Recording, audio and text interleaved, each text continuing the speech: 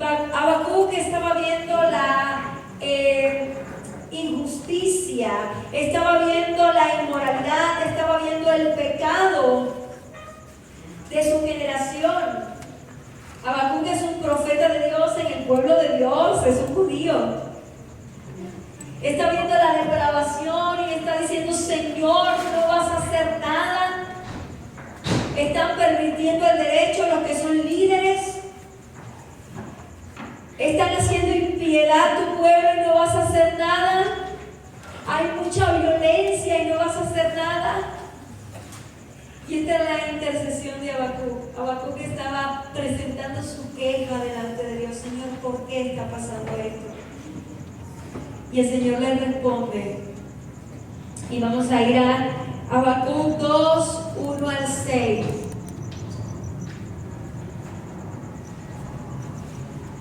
Usted me sigue con la vista.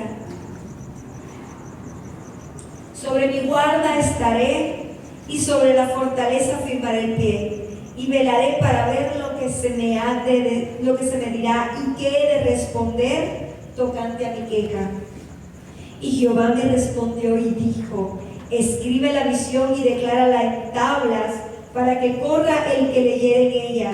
Aunque la visión tardará un poco, aún por un tiempo, mas se apresura hacia el fin, y no mentirá, aunque tardare. Espéralo, porque sin duda vendrá, no tardará.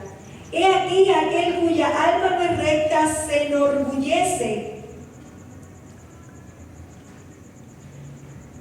mas el justo por su fe vivirá.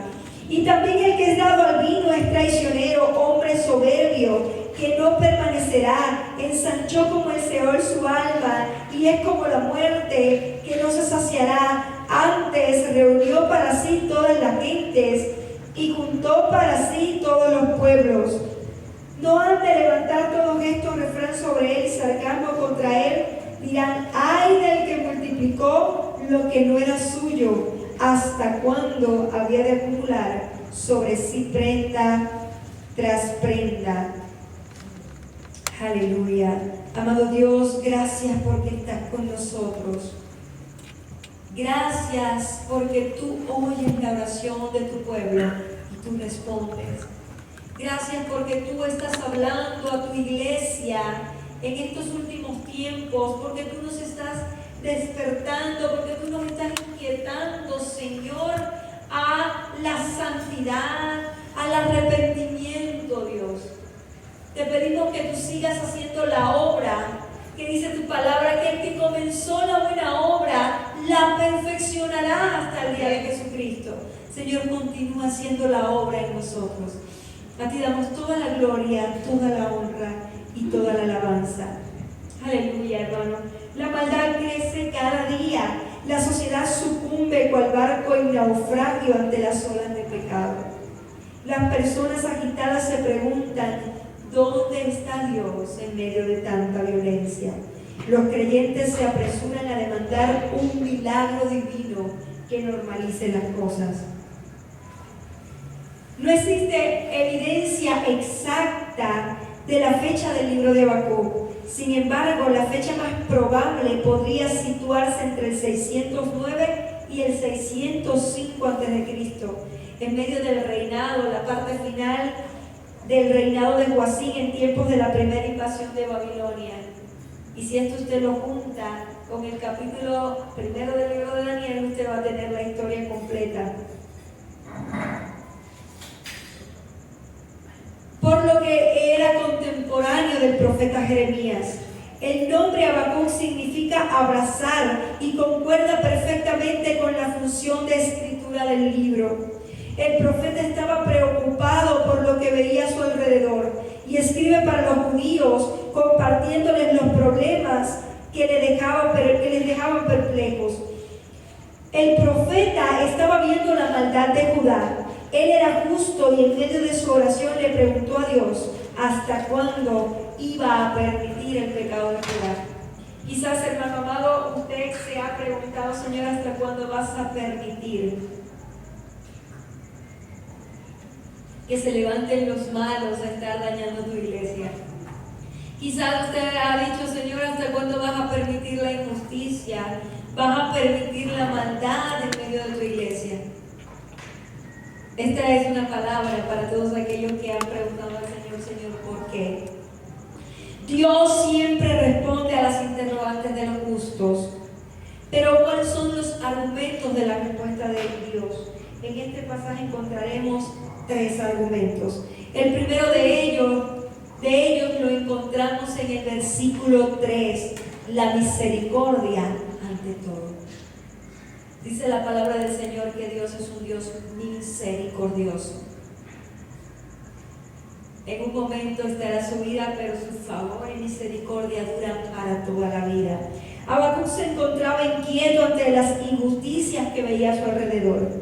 Como era un hombre justo, no podía quedar impávido, no podía quedar pasivo a lo que estaba sucediendo en el pueblo. Sin embargo, dejaba de lado un rasgo importante del carácter de Dios, su misericordia. Hermanos amados, Dios es misericordioso. Amén. Quizás muchas cosas de las que estamos viviendo en nuestra iglesia, quizás están siendo permitidas por el Señor para misericordia para aquellos que no están obrando bien. Porque Dios no quiere que nadie se pierda, sino que todos procedan al arrepentimiento. Sin embargo, hay un hasta aquí, hay un límite cuando dice Dios, ya no contenderá más mi espíritu. Pero esa es su misericordia. Entonces por eso el Señor le dice al profeta una visión que tarda por un tiempo todavía. Dios tiene misericordia del pecador. Dios tiene misericordia de aquel que está descarriado, de aquel que está obrando mal para hacerlo volver. Su deseo radica en que el ser humano se arrepienta de su pecado, que el pecador se vuelva a Dios y le busque de todo corazón.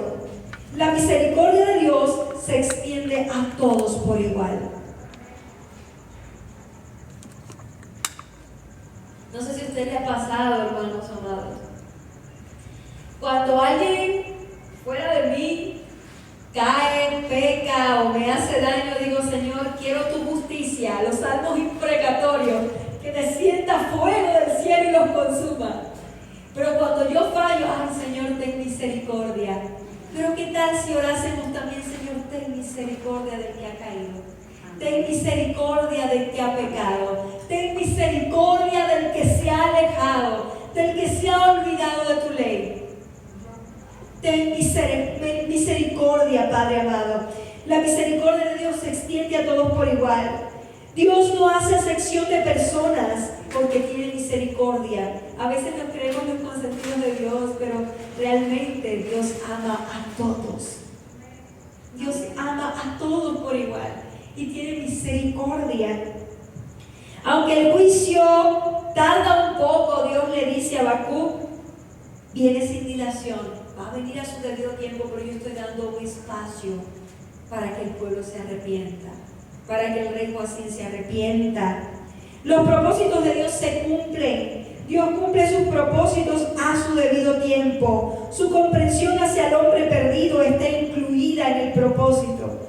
La compasión de Dios no constituye una tardanza.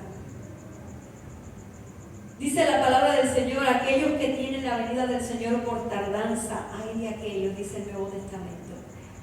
Y es que la venida del Señor para juzgar a la humanidad rebelde aún no ha ocurrido por la misericordia de Dios, porque Dios tiene los tiempos.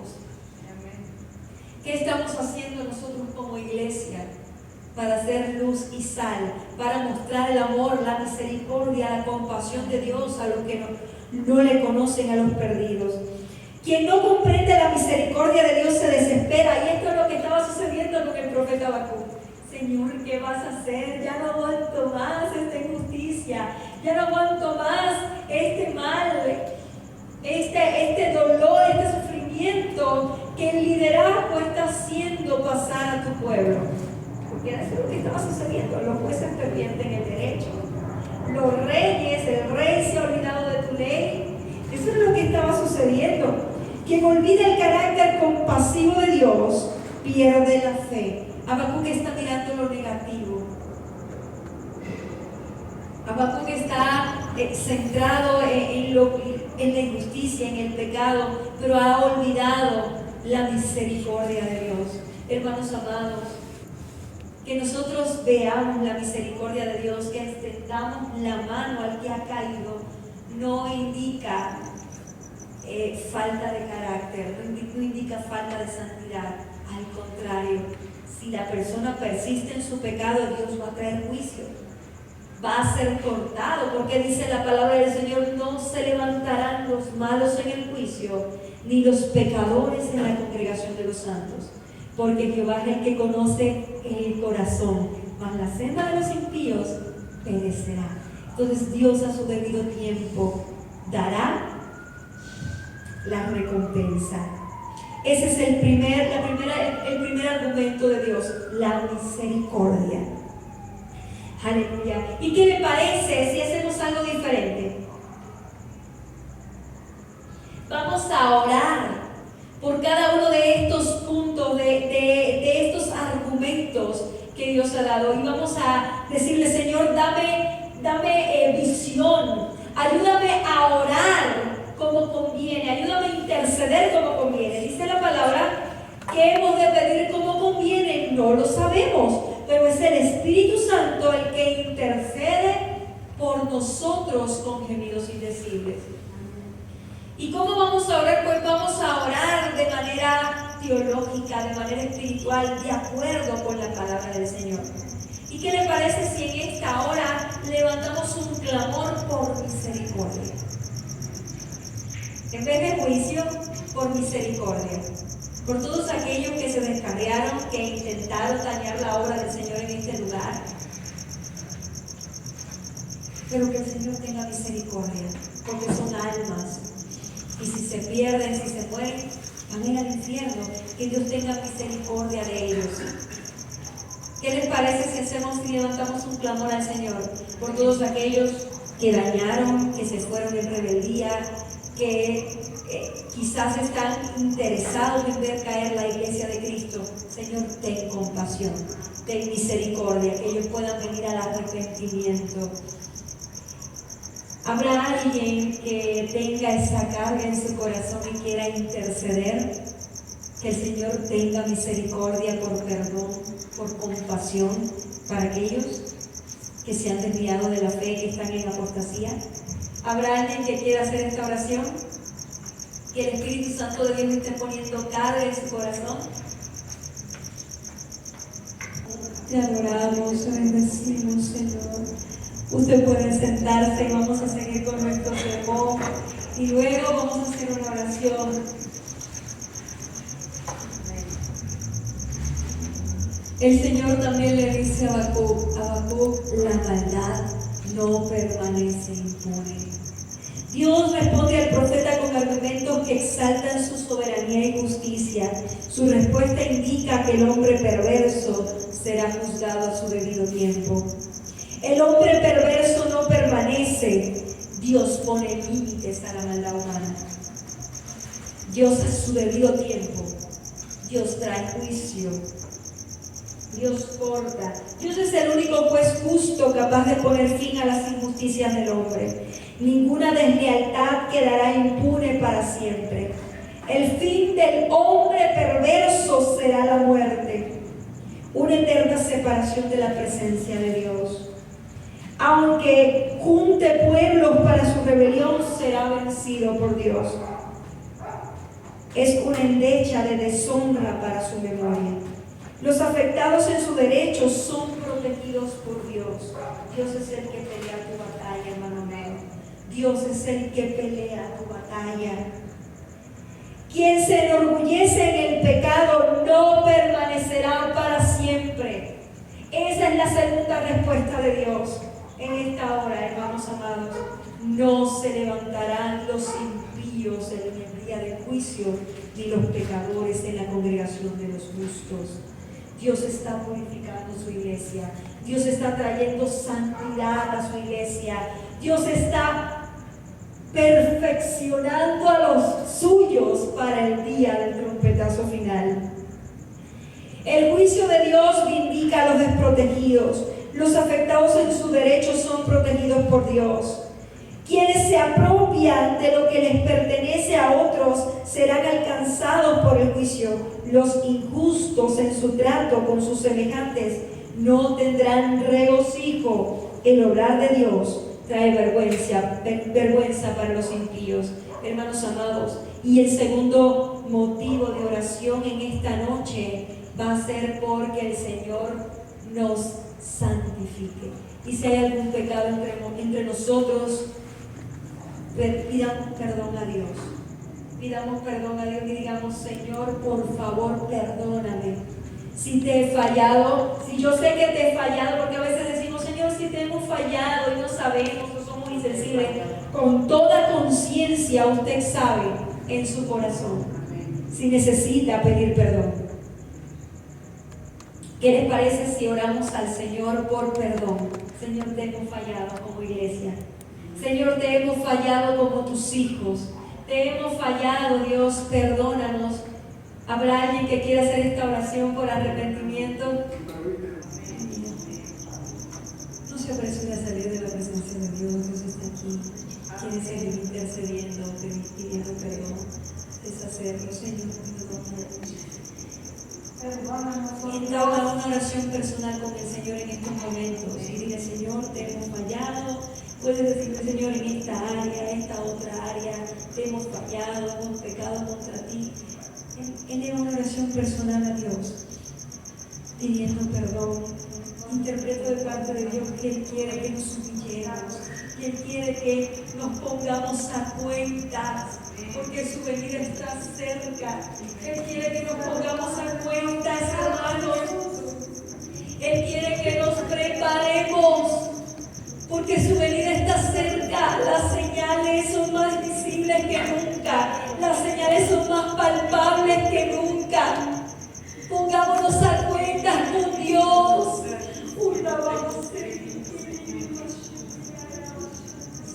Perdónanos.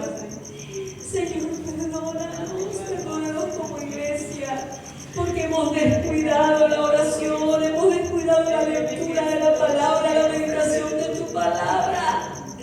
Señor, hemos mostrado indiferencia delante de tu presencia, Dios. Y la indiferencia es un pecado. Señor, hemos pecado contra ti, hemos deshonrado tu nombre, hemos deshonrado tu presencia. Hemos llenado nuestros corazones de cosas que no aprovechan. Hemos dejado aquí fuente de agua viva y hemos llenado nuestros corazones de cisternas de aguas que nos sacian, que nos dan vida eterna. Señor, hemos saciado nuestra sed en ti. No hemos sumergido en el río de tu Espíritu. Hemos buscado otras cosas que no son tu palabra, que no son tu presencia. Señor, estamos buscando otras cosas.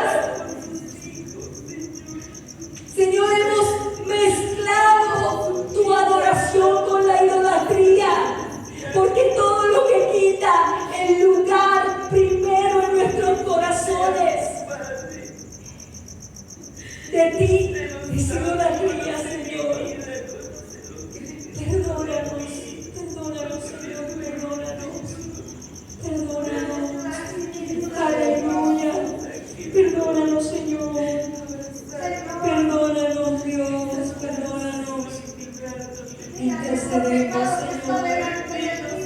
Dice tu palabra en Crónicas: si se humillare mi pueblo sobre el cual mi nombre es invocado, y orare y se volviere de sus malos caminos, yo iré desde los cielos, perdonaré sus pecados y sanaré su tierra. Señor, quizás no hemos entendido que la falta de trabajo, la situación económica simplemente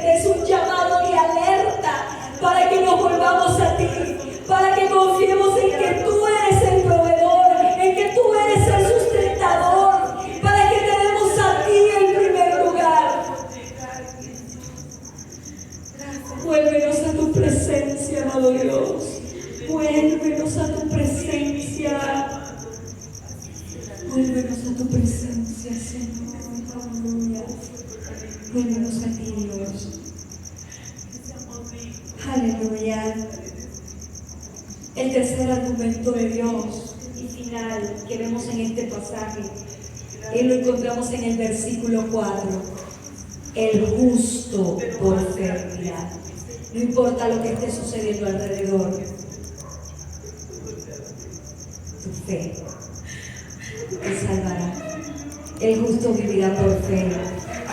Dios contestó al profeta Habacuc que el justo viviría por fe, puesto que la justicia procede de la confianza que el creyente deposita en su Creador, por lo que le conoce y tiene una relación personal con Él. Es un contraste antagónico bien fundamentado. El injusto se enorgullece en su falta de moralidad. El injusto se enorgullece en su propia mano. Pero el justo le da la gloria a Dios. El justo vive confiado en el Rey de Reyes y Señor de Señores. En su justicia propia considera merecer todo lo bueno. En su falsedad ve las obras como el requisito para obtener favores. Pero el justo tiene un estilo de vida diferente. Aquel que es recto delante de Dios no se enorgullece de su justicia propia. El que es recto delante de Dios reconoce que depende de Dios. Aquel que es justo delante de Dios reconoce que necesita más y más y más la gracia de Dios. Como el apóstol Pablo, que estaba orando al Señor por un aguijón en la carne, un enviado de Satanás, probablemente una enfermedad, una dolencia física, y había rogado al Señor diciendo que la quitara, pero Él le respondió: bástate mi gracia, porque mi poder se perfecciona en tu debilidad. Y has pedido al Señor quizás que tu situación económica mejore. Depende de la gracia de Dios. Bástate mi gracia. Le has pedido al Señor que te sane de una dolencia física, de una enfermedad. Bástate mi gracia, te dice el Señor. Vive por fe. Vive en mis promesas. Depende de mí. Aleluya. La fe en Cristo sustenta al justo en medio de la prueba. La confianza en Dios provee esperanza al corazón del creyente, porque ha sido hecho justo por medio de Cristo, porque las promesas de Dios son fieles y verdaderas. Son en el sí y en el amén. La confianza en Dios provee vida eterna. El apóstol Pablo decía: si solamente en esta vida esperásemos en Cristo, somos los más miserables de toda la tierra. Y qué triste es ver cómo iglesias diluyen o reducen el evangelio solamente a ser prosperado, a ser bendecido en esta tierra. Hermanos, nuestra esperanza no es para esta tierra. Aunque Dios ha prometido sustentarnos y darnos toda provisión si confiamos en Él, nuestra esperanza es para la eternidad. No perdamos de vista. No perdamos de vista el galardón. No perdamos de vista la vida eterna por las cosas que perecen. En el capítulo 19 del libro de Génesis, la esposa de Lot, teniendo mayor esperanza, se volvió tras las posesiones que había dejado en la ciudad de Sodoma y fue convertida en estatua de sal. Hermanos amados, no pongamos nuestros corazones en lo terrenal. Miremos a Cristo, puesto los ojos en Jesús, el autor y consumador de la fe. El creyente vive confiado en las promesas de Dios. La obra de Jesucristo da vida eterna al cristiano. Esa es nuestra esperanza. Nuestra bendita esperanza es para la eternidad. Y el engaño, la artimaña de Satanás, hermanos amados, para la iglesia de hoy, es que usted y yo nos aclimatemos, nos confiemos, nos acostumbremos a esta tierra y nos olvidemos del cielo, nos olvidemos de la segunda venida de Cristo. Entonces, cuando eso sucede, que nos acostumbramos, que nos conformamos, entonces el Señor tiene que quitar la comodidad. ¿Para qué? Para que usted y yo entendamos que vivimos por gracia, por fe. Por gracia, por fe en el Señor Jesucristo. El justo vivirá por fe. Y esto es lo que le dice el Señor a Habacuc. Habacuc quería que la situación mejorara. Habacuc quería que el Señor obrara y que el reino de Israel volviera a florecer. Y el Señor dice, voy a traer juicio, voy a traer muerte, pero tú no te preocupes, porque el justo vive por fe. El justo vive por fe. Mantente firme, hermano amado. Mantente firme. Dios ha prometido estar contigo. Dios ha prometido estar contigo. En la última semana del ministerio de Cristo, justo antes de la crucifixión, en los últimos días, el Señor estaba hablando con sus discípulos y le dice específicamente al apóstol Pedro, el diablo me ha pedido para zarandearte como a trigo, pero yo he rogado por ti al Padre para que tu fe no falte. En esta hora es el último motivo de oración que vamos a hacer conforme a la palabra del Señor. Vamos a orar para que nuestra fe no falte. Para que en medio de la prueba, en medio del quebranto, en medio de la adversidad, podamos mantenernos firmes, puestos los ojos en Jesús, el autor y consumador de la fe. Señor, Dios nuestro de la gloria, tú has hablado. Tú nos estás inquietando, Señor, a arrepentirnos. Tú nos estás inquietando, tú nos estás llamando, Señor, a ponernos a cuentas. Dios, tú vas a traer avivamiento, tú vas a traer crecimiento a tu iglesia. Señor, ayúdanos a ser sensibles a la voz de tu Espíritu Santo. Ayúdanos a ser sensibles a la voz de tu Espíritu Santo.